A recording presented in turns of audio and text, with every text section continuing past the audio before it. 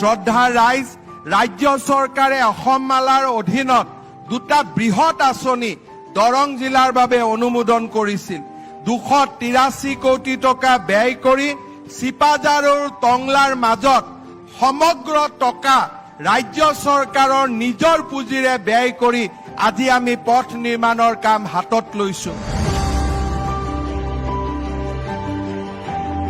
ইয়াৰ উপৰিও মুখ্যমন্ত্ৰীৰ পকীপথ নিৰ্মাণ আঁচনি আৰু মুখ্যমন্ত্ৰীৰ পথ নৱীকৰণ আঁচনিৰ অধীনতো দৰং জিলাৰ 4টা সমষ্টিতে প্ৰায় 50 কোটি টকাৰ পথ নিৰ্মাণৰ আঁচনিৰ কামো আজি আমি আৰম্ভ কৰিছো।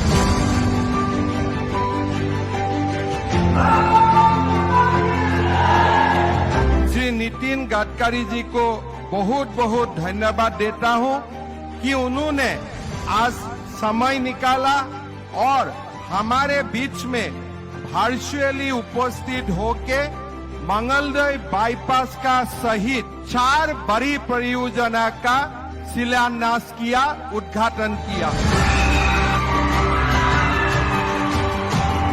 प्रधानमंत्री मोदी जी का नेतृत्व में असम का विकास के लिए आप जो कुछ कर रहा है, इसके लिए मैं असम वासियों का ओर से प्रधानमंत्री मोदी जी और आपको बहुत बहुत धन्यवाद और साधुवाद देता हूं।